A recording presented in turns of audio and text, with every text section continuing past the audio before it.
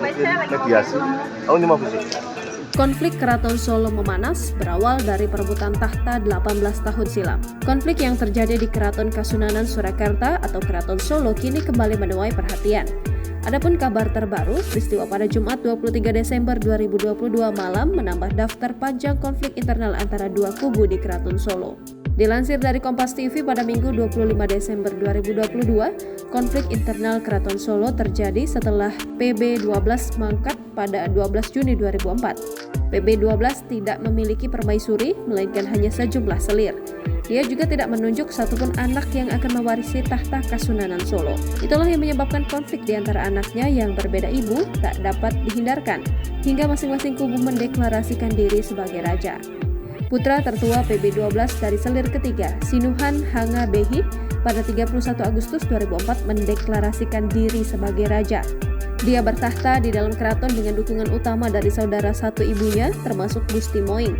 Di sisi lain, putra dari selir lain, Sinuhan Tejo Wulan, turut menyatakan diri sebagai raja pada 9 November 2004. Tejo Wulan bertahta di keraton dengan dukungan saudara-saudaranya yang menilai dia lebih mampu menjadi pemimpin Kasunanan Solo.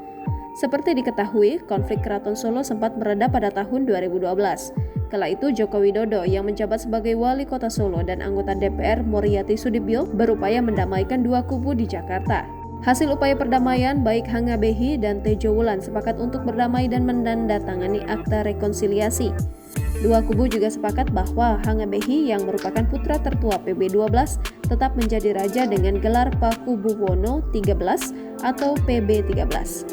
Kini konflik internal Keraton Solo antara kubu PB13 dengan kubu Gusti Moing atau LDA kembali terjadi pada Jumat 23 Desember 2022 malam.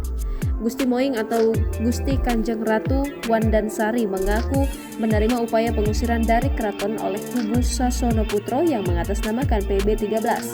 Keraton Solo sendiri selama ini ditinggali oleh Gusti Moing.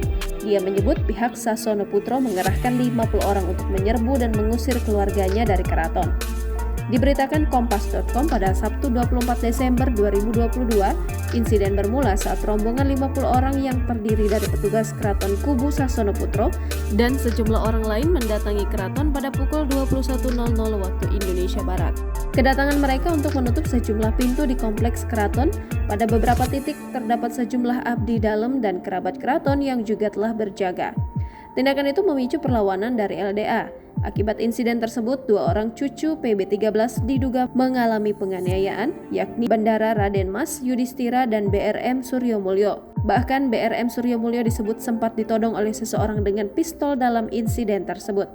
Namun tudingan penodongan terhadap kerabat Keraton Solo atau cucu raja, Kapolresta Solo, Kombes Iwan Saktiyadi pun membantahnya. Iwan menegaskan bahwa tidak ada penodongan yang dilakukan anggotanya.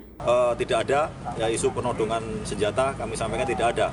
Adapun personel yang pengamanan di sana sudah dilakukan pemeriksaan oleh Polda, nanti kita akan tunggu hasilnya.